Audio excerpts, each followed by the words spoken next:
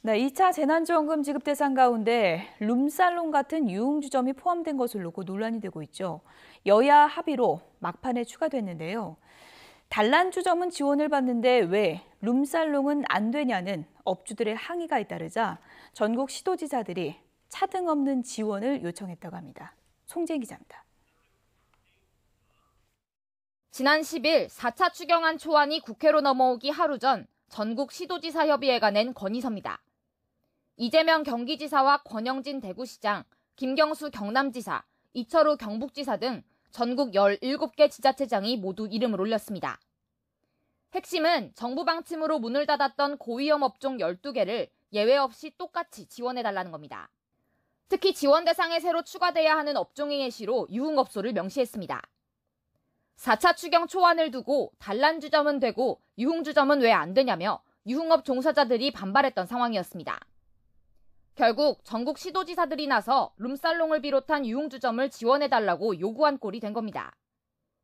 추경 심사 과정에서 개별 의원들도 여야를 가리지 않고 유흥주점 지원 필요성을 언급했습니다. 유흥업소를 하고 계시는 분들도 지원을 못 받잖아요. 그런데 어려움은 똑같이 받고 있다는 말씀이죠. 코로나19로 인해 가지고 그만큼 좀 경제적 타격을 받았을 것으로 생각되고 있는데 오히려 이런 분들께도 공정하게 조금 좀 지원금을 주는 것이 조금 올바르지 않나라는 그런 생각을 가지고 있습니다. 결과적으로 민주당과 국민의힘 막판 협상을 거쳐 룸살롱 등 유흥주점이 지원 대상에 추가됐습니다.